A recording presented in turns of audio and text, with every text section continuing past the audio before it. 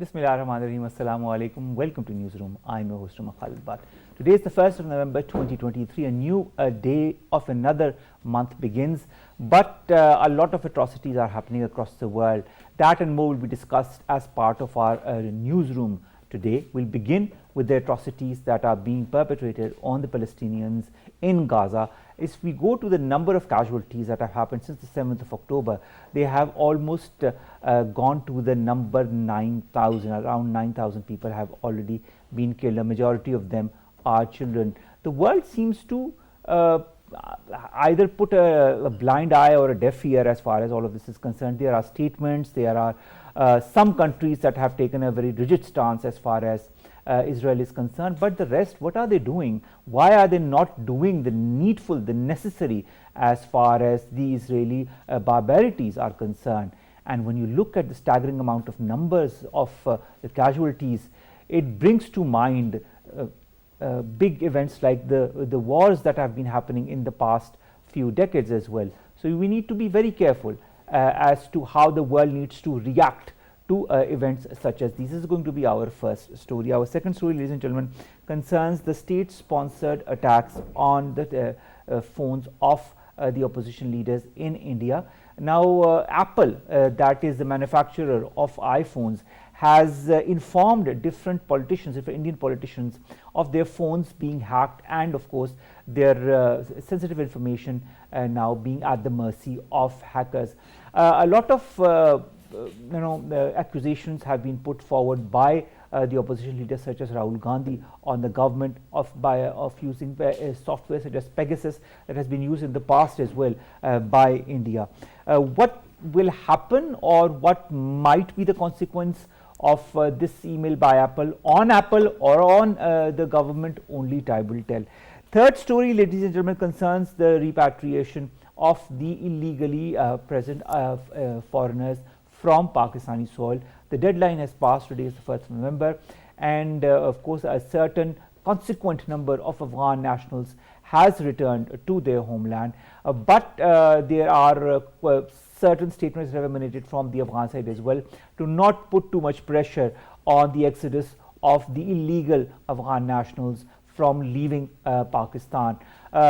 This said, our caretaker Interior Minister has also said that measures will be taken for a systematic exodus of all the illegally present foreigners, including the illegally present Afghans, from the Pakistani soil, but only the illegally present foreigners will be tackled with. Then we will be talking about the fact-finding committee that has been put forward on the PCB and on the PCB players following Imam ul-Haq's resignation, and of course there are a lot of question marks concerning that, concerning the role of agents as well. The Pakistani cricket players and their agents have also been scrutinized by this committee. The report will be presented on the 6th of this month. What will be the consequence of this report? Will there be more resignations or more people who will be sacked? Well, we'll be highlighting when and if that happens.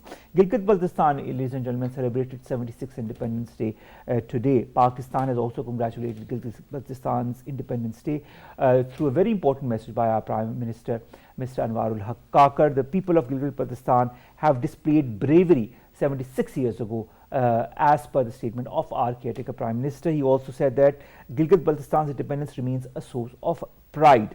The Pakistan Army also organized a grand parade. Of course, you can see the images in the parallel window. Finally, we'll be talking about the French police that has shot an unarmed veiled woman who was, of course, reacting to certain, statements by the police, and as a result, she has died. 8 rounds were fired, causing life-threatening injury to this veiled woman.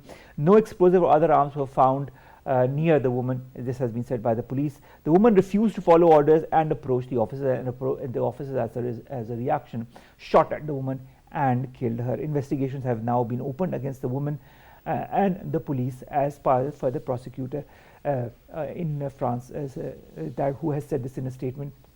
Also brings to mind another teacher who was killed in Arras, another area of France, by a student. Let's begin with our first story, and that concerns Israel, Gaza, Palestine, the number of casualties, the world not doing as much as it should, and of course countries like Bolivia, Colombia and Chile that are doing the needful more in the following report.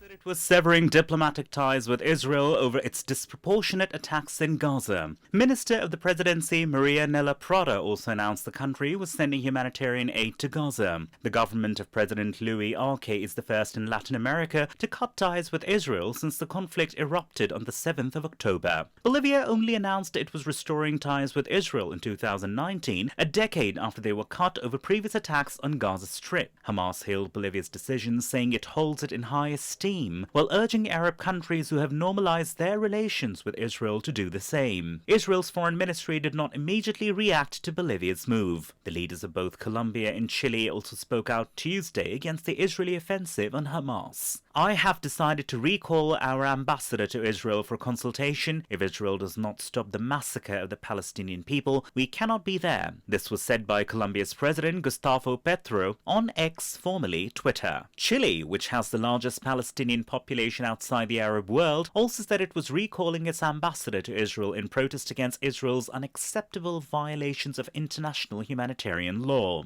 Brazil's President Luiz Inácio Lula da Silva, whose country holds the rotating residency of the UN Security Council too, has urged a ceasefire. The actions of the Latin American nations show that the world is standing up to the Israeli atrocities against Palestinians, which are becoming intolerable to a normal human mind, and Israel has to face the wrath of men on the streets if its brutalities go unchecked. The world, particularly the Western countries, need to use their influence with Israel to agree on an unconditional ceasefire immediately. Although the Western countries need to exert their influence, the fact remains that they are under the influence of Israel, and the way Netanyahu has been saying statements about not having a ceasefire at all speaks volumes of where this conflict is going. We've been joined by Naveed Aman Khan, who's a senior analyst in the studios. Naveed, thank you very much to have joined us. First of all, I'd like to begin with the fact that they have opened certain crossings on Rafah so that people can move into Egypt. Hasn't this been their intention from day one to have an exodus of as many Palestinians from their land into other countries, so that they become immigrants in other countries, and so that the Israelis can occupy the lands that belong to those Palestinians?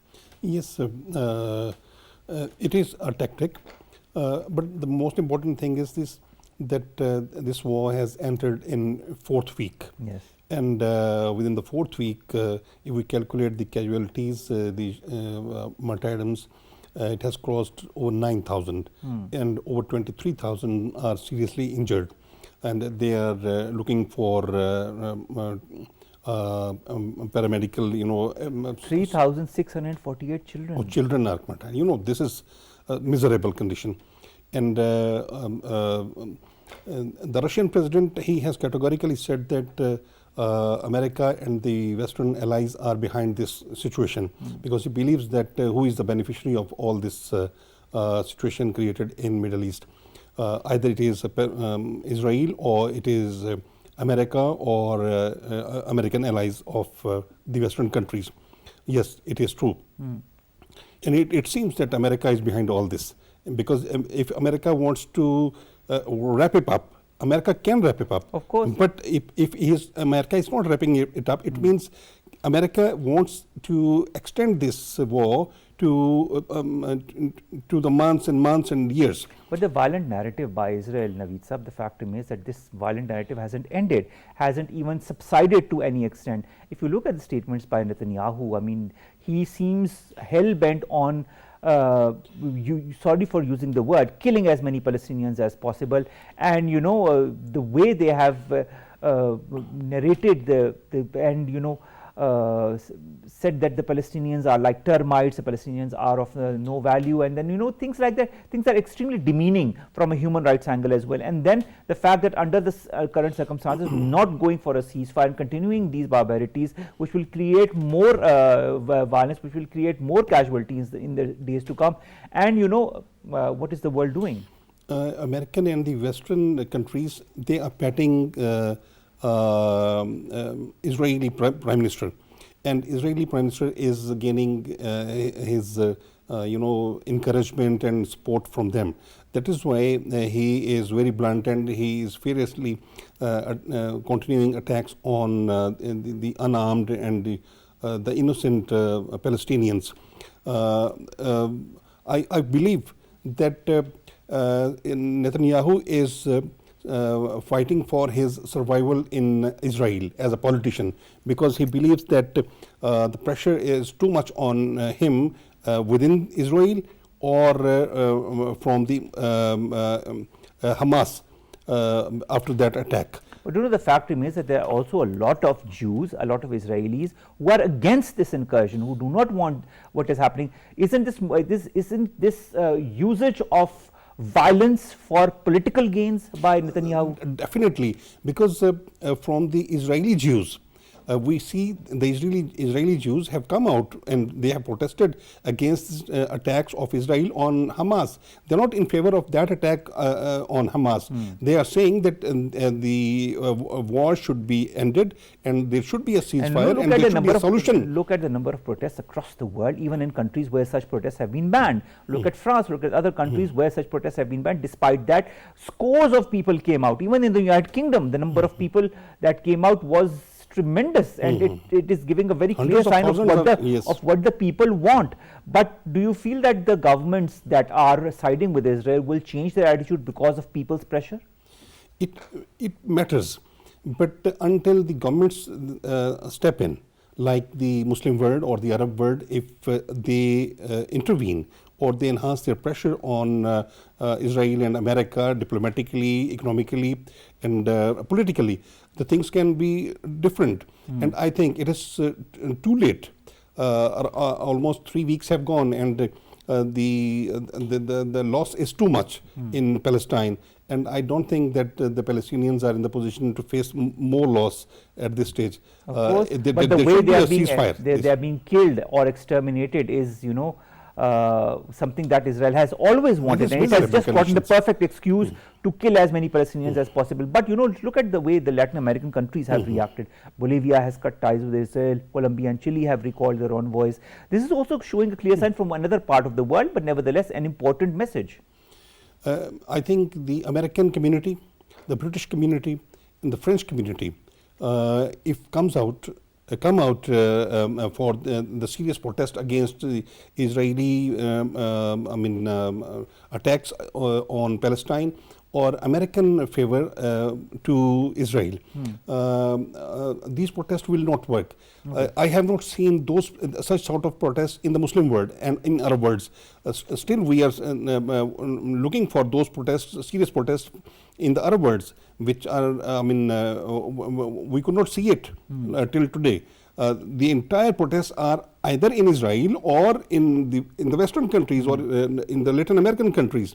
But there were also protests in Pakistan. We have to also give Pakistan its due credit. The way Pakistan has also been highlighting this issue on the international arena, and the way also today our Senate all our senators were unanimous in their view as far as what is happening to Palestine is concerned. As far as the protest is concerned on the public level, I'm referring that protest in the public level. If the public is mobilized, the social pressure enhances. The civil society should move. The intelligentsia should move. The journalists and the scholars, they should come out and they should extend their concern and they should enhance their pressure on the international intelligentsia. They should intervene in the intellect circles of America and West, so that the pressure should be felt in America, in West, and in the decision-making countries. All right, but the fact is, the first thing that needs to be done is to have a ceasefire and a long-term ceasefire. Then we need to go to a long-term solution, like a two-state solution that has been discussed many a times. The role of Jordan and Egypt, how important is that?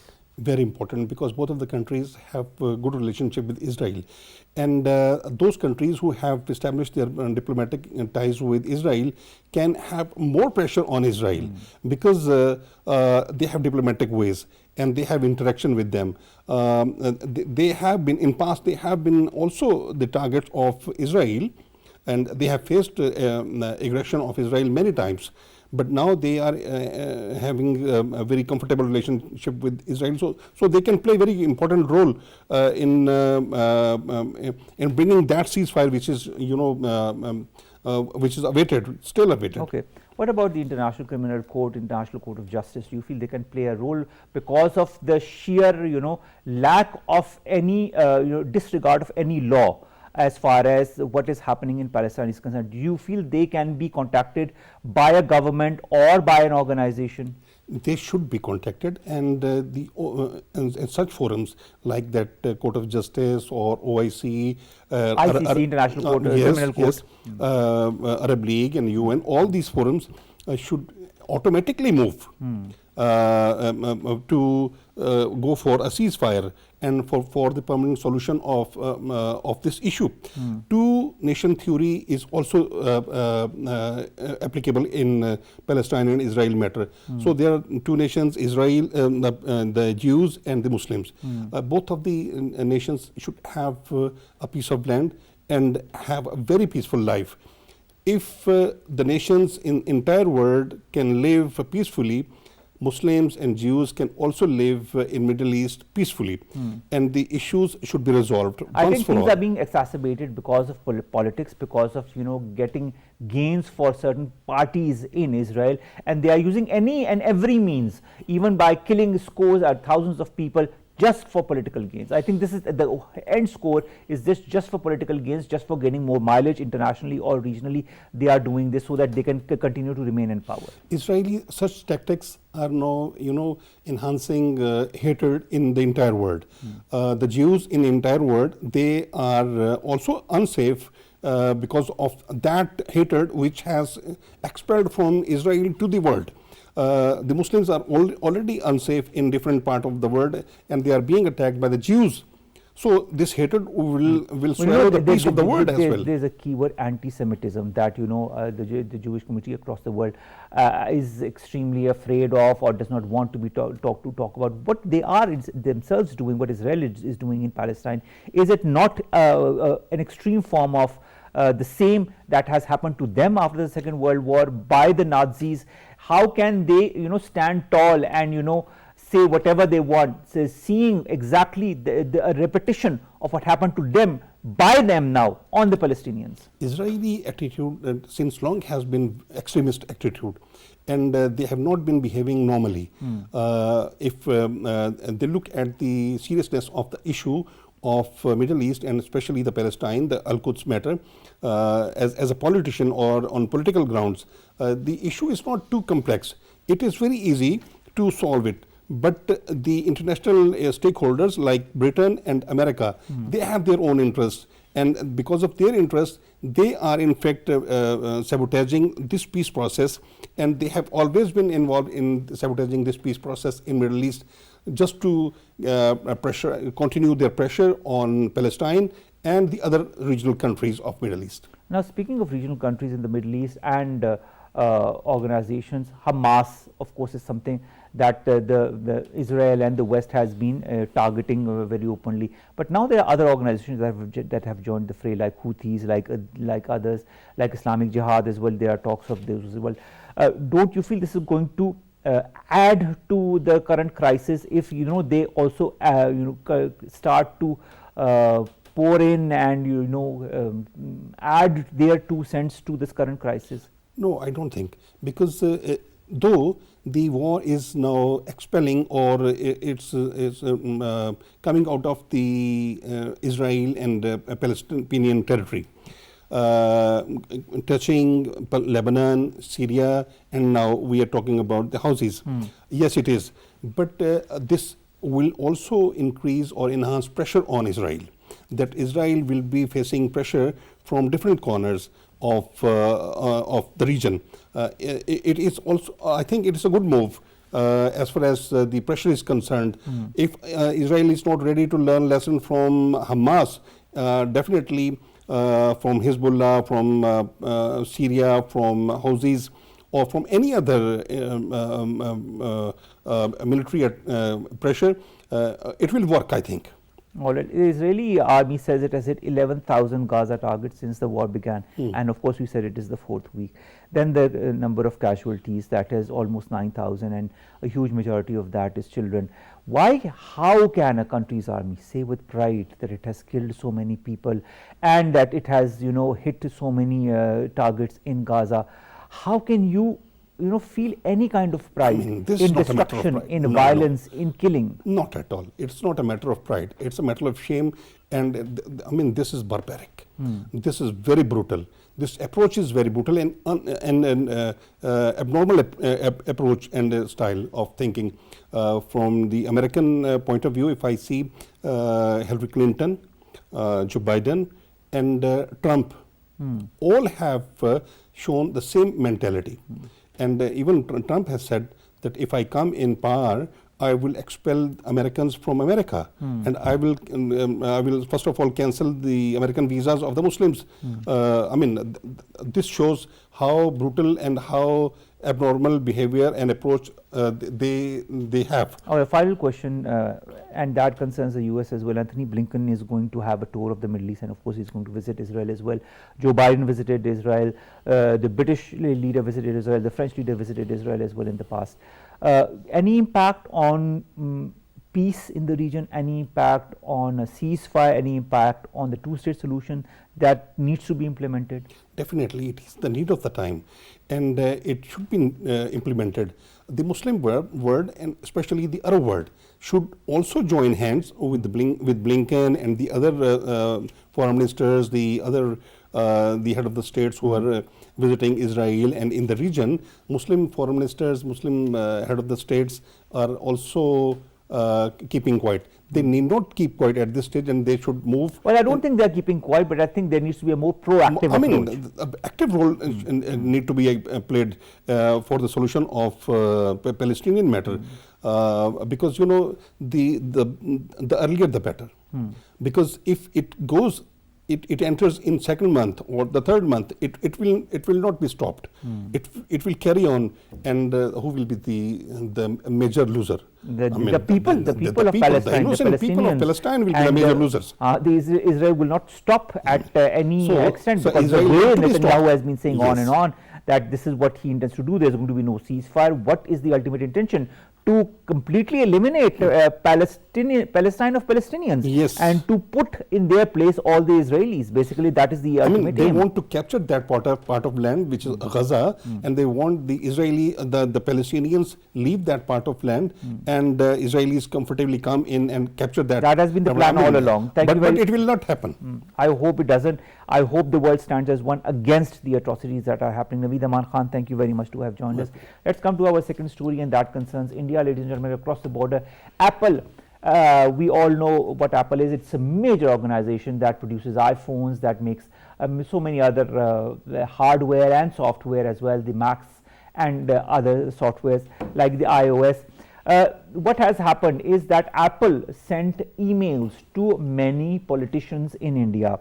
It has warned several Indian opposition leaders and journalists that their iPhones may have been targeted by state-sponsored attackers. On Tuesday, it sent messages to all those who had been likely hit, saying if your device is compromised by a state-sponsored attacker, they may be able to remotely access your sensitive data, communications, or even the camera and microphone. While it's possible this is a false alarm, please take this warning seriously. This was sent as an alert to all of these politicians, and as a result there has been quite an uproar from the Indian politicians. We've been joined by Abid, Latif. Sindhu is a senior analyst. Sindhu sahab, thank you very much to have joined us. Sindhu sahab, how do you see this blatant violation of privacy of Indian politicians? Is it a deliberate attempt now that the elections in India are happening in a couple of months' time? Thank you for giving me this opportunity. Yeah, definitely it's a deliberate effort, particularly in the backdrop of some upcoming elections which are going to be held in March and April in India.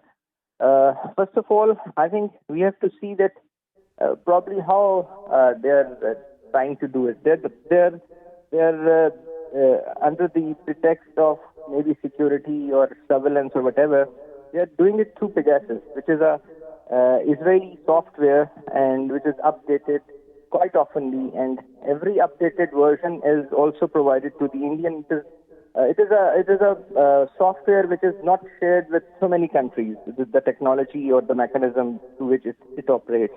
It is used for the hacking and spying, copying messages, harvest the phone, infect the phone, record calls, and even this is done at 0 clicks.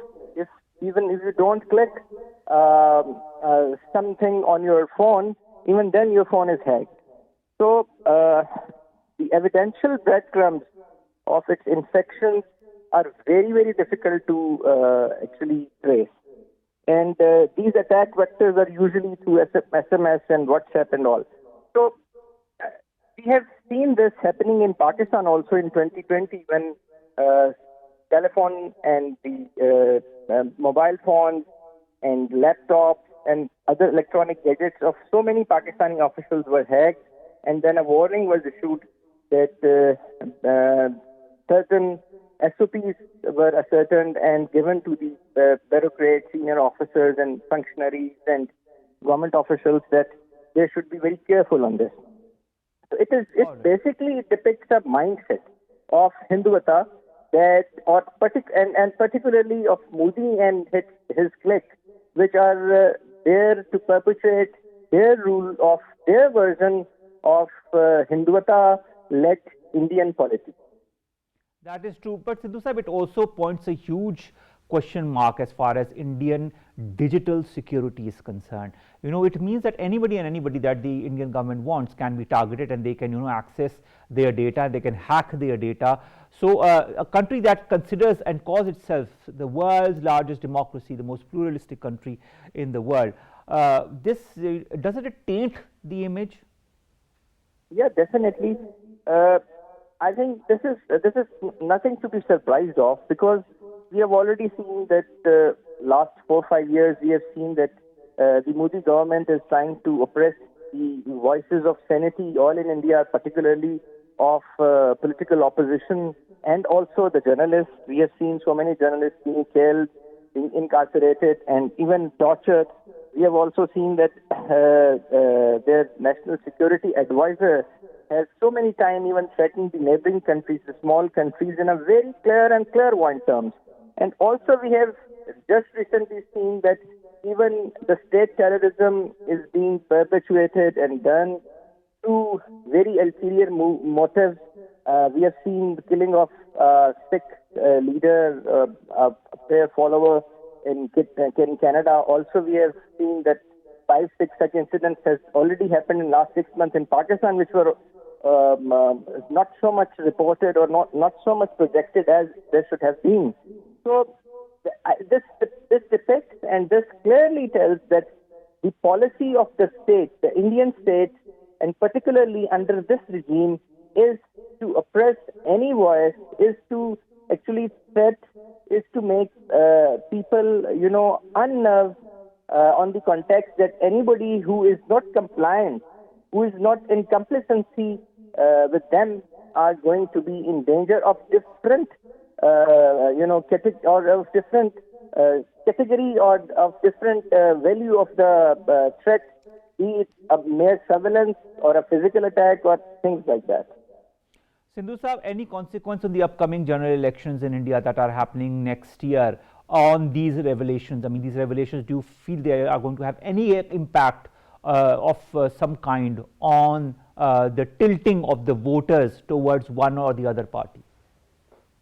I don't think so, because these things, particularly the things which I have mentioned and which you have also highlighted, I think this will not make much of a difference to the Indian voter, because the voters which are going to again vote for the BJP are very much radicalized right-wing Hindus, and that has happened over the years through Bajrang Dal, through RSS, and through their ideology, through the ideology of Hindutva, and also generating the sentiments of fake nationalism, in which everything which is Indian, everything which is related to Hinduism is only accepted, and other things the diversity, even the diversity which is supporting the internal policy or the internal system of assimilation of Indian society, even now that is not being tolerated. We have seen Arundhati Rai being targeted for, just mentioning or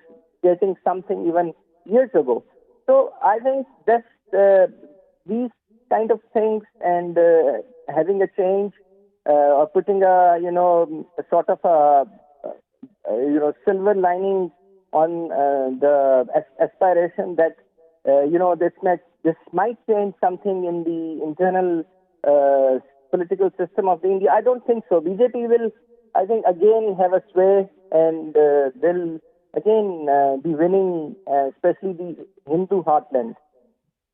Okay, Sindhu Sahab, also, do you feel this is going to add to the tensions between the opposition and the government, and do you feel either will take advantage of it?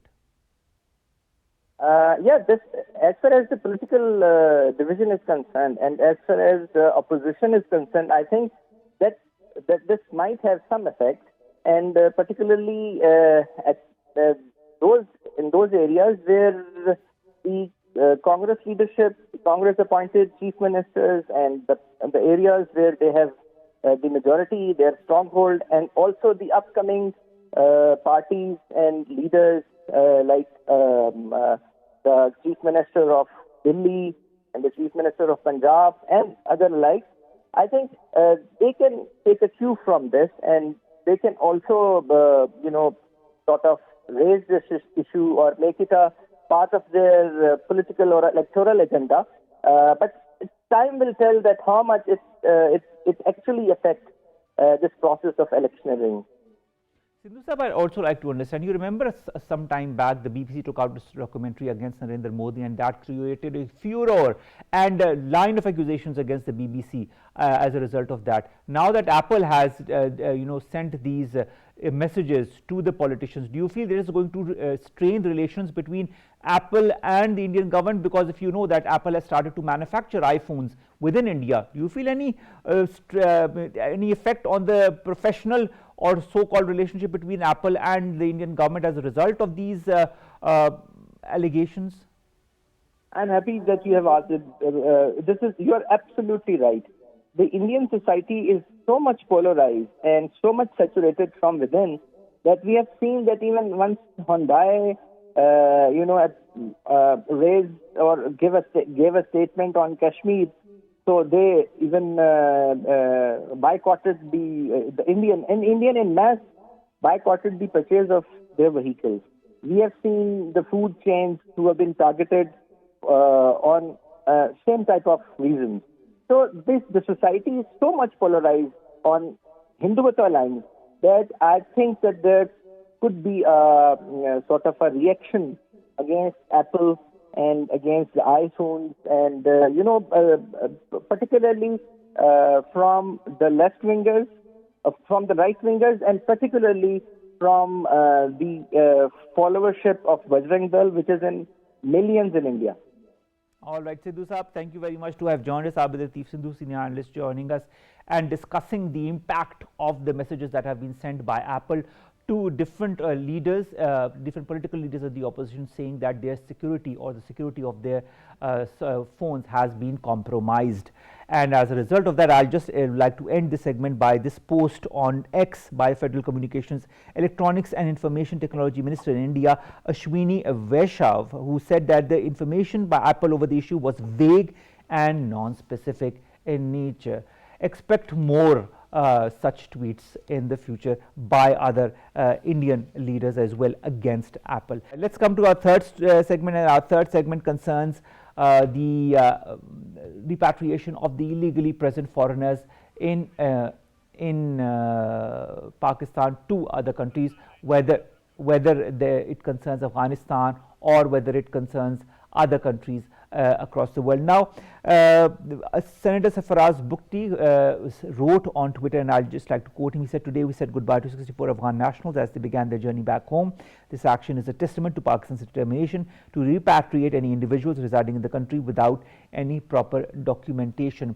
If we look at the number of people who have kind of left the country on their own will, it comes to an important number. Also, the caretaker interior minister has directed officials and agencies to be respectful to the undocumented immigrants while rounding them up for detention in holding centers after this deadline has expired, because today, of course, that deadline expired. The deadline was the 1st of November. The caretaker interior minister has also announced that the ministry has established a complaint cell with a hotline number that is 051 111 226, while the and of course another number is 051 9211 you can also complain of in case of any mistreatment or manhandling. The fact also remains that there is a certain Foreigners Act which is present in our constitution. Section 3(1) of the Foreign Acts is according to which Pakistan has moved as far as the repatriation of the illegally present foreigners in Pakistan is concerned.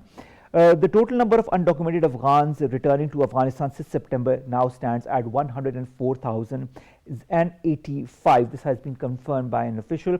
Also, the caretaker Balochistan Information Minister Jana Jagzai has said that illegal immigrants could continue to voluntarily cross the border until 4 p.m. on Wednesday. We've been joined by Brigadier retired Mehmood Shah. He's a senior analyst. Thank you very much, sir, to have joined us. Sir, when you look at the deadline that has now passed, how do you see the repatriation operation continuing post the expiry of the deadline? I think it has started. It has started well, and I'm sure it's going to take some time, maybe a couple of years.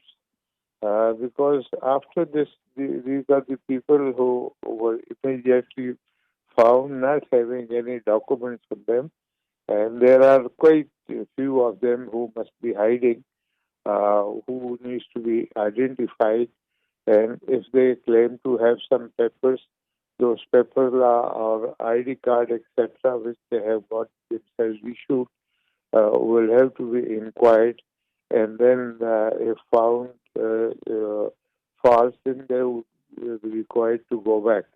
So I think it's going to be quite a task for a couple of years, but it's a good thing that the government has decided and is determined to implement it, and the initial start is encouraging. All right, Brigadier Sir, but also like to highlight that certain hotline numbers have been provided by the caretaker interior minister, saying if there's any mishandling of any of the during the repatriation process of the illegally present foreigners, or during the process of it, of the people can of course highlight that to the government as well. This said, there have been certain sectors that have put some question marks on the way some of the people have been treated. What are the humanitarian concerns in your point of view that are associated with the expatriation process? Because Pakistan has a very how should I say, transparent expatriation process, and people are being told in a very dignified manner to reach their country of origin. This said, why are certain questions being raised by quarters? I think the US and West, you can see their human rights regard right from what's happening in Palestine or Israel. That is their standard. They are asking us for human rights standards. Well, we have hosted these people for so many years without any international assistance, and we have shared our hearts and our food with them without any obligation. And now also, when we are asking to leave, there have been quite few years now past when there is no battle, there is no war in Afghanistan. and they have become a burden on our economy. And not only them, but through them, the whole of Afghanistan has become dependent on Pakistan. With the meager sort of foreign currency reserve that we are trying to run two countries. One is Pakistan and one is Afghanistan. And through whatever is happening along this international border, can be seen that the dollars and pounds and foreign currencies, they are going across and they want to meet their needs in the international market with those sort of foreign exchange that we have. So it's become impossible now. It has become now that either you want to have Pakistan or you don't want to have Pakistan. You may have to put a stop to this. And international community keeps on pressurizing Pakistan, sometime on human rights, sometime on other sort of. These are only words, and in a manner, the U.S. and the West, it is a stick in their hand to sort of beat the weak countries with it, human rights and human rights and human rights. And once I said we have our own culture, I told the federal minister, Zafar Saab, who is no longer alive, he told me, brother, this is human rights, international human rights has become a sort of super law. So you have to abide by it. At least we are abiding, and we are abiding more than what the Western countries themselves are abiding. So this is what the situation is. We shouldn't bother. We should just continue, and we should remain sincere. We should remain sincere to Pakistan. We are also sincere to Afghanistan. And we have all our sympathies, but we can't do this any further. All right, Brigadier Sahib, also, what influence, in your point of view, does public opinion have on this expatriation process? Because we are hearing a lot of people who are extremely happy, in whether it be in Sindh, in Karachi, whether it be in Islamabad, and in other areas as well. How is this expatriation process, in your point of view, being perceived by the public in Pakistan, and what kind of influence will it have on the future of this expatriation process as well? I think the general public has welcomed it, and they are hoping that the government will continue consistent with its stand. And the general public, for them, there is a lot. Like, we are living in Shah, and we know if a local labor, he says that he would try to earn 500, and Afghani would come and he would say, I'll work for 400.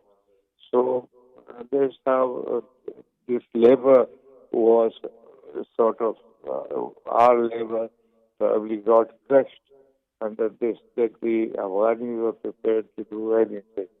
So this sort of thing, I think the people will get some jobs. The sort of the higher category people, for example, today it says that the rents of houses and rents of shops have come down. So that's good. At least to people, houses will be available for rent at lower prices. And I think as the time passes, it will improve the situation.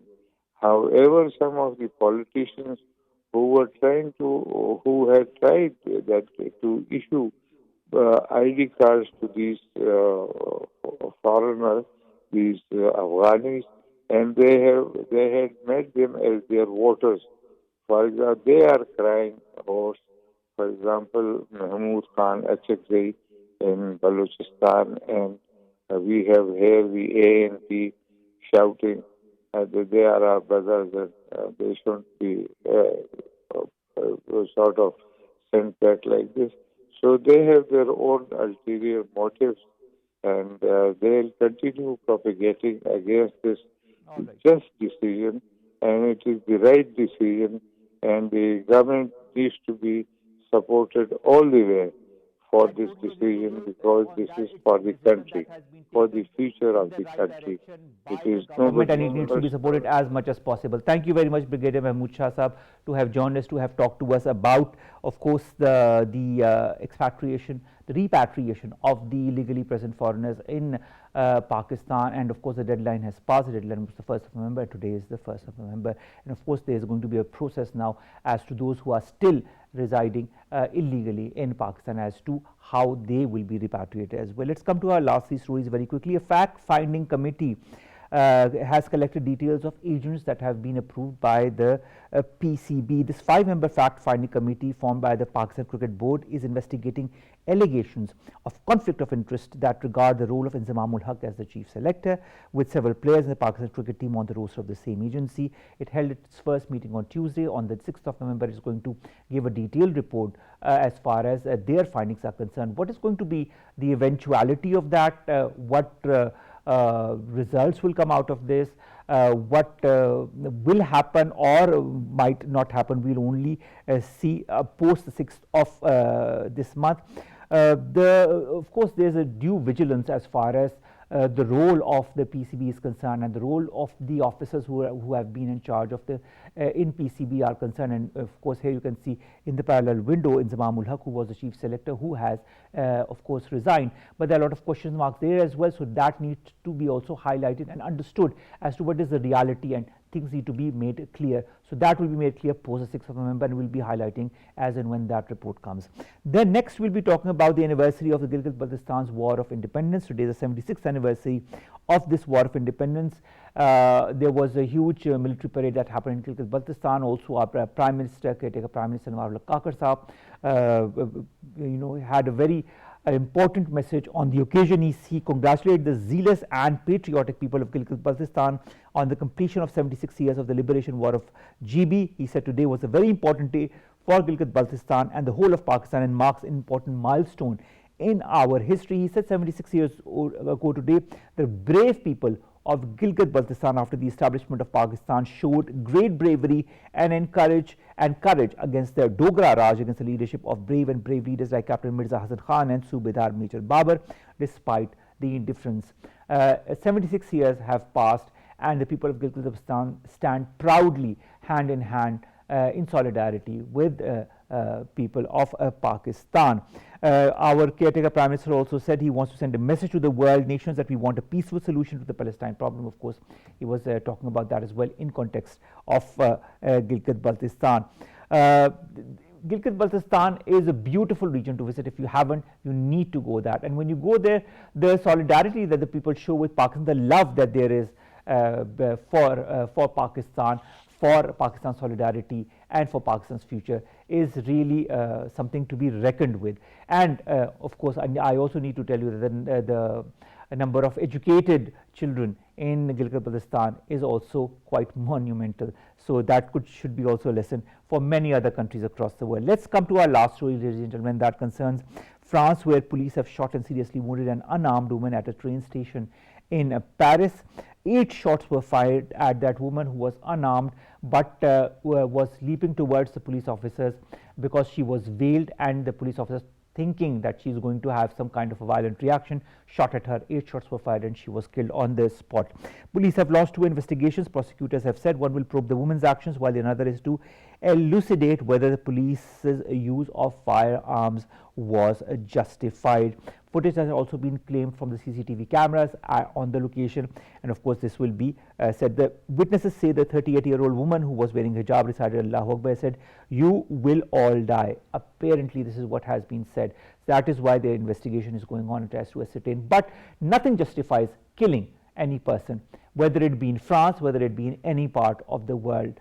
You need to respect human rights, and that is the main primordial thing that stands today and that differentiates any country that we can call abiding by the rules of the law, and the other countries that are not. If it comes to France, on the 30th of October, a teacher in the northern city of Arras was also stabbed to death by a former pupil. So there's a lot of tension as far as interracial issues or especially Muslims in France are concerned. Let's see how the government or the police tackles this one, and what will be the ultimate report taken out as to what was the reason behind the police shooting at this woman. But nevertheless, whatever it was the case, a woman that was unarmed, whatever her justification was or was not, the fact is that you cannot shoot and you cannot kill anybody just on the pretext of a person who is reacting to that. With that, we come to an end of today's newsroom. We'll see you inshallah tomorrow with news story segments that pertain to us, you and Pakistan. Allah Hafiz.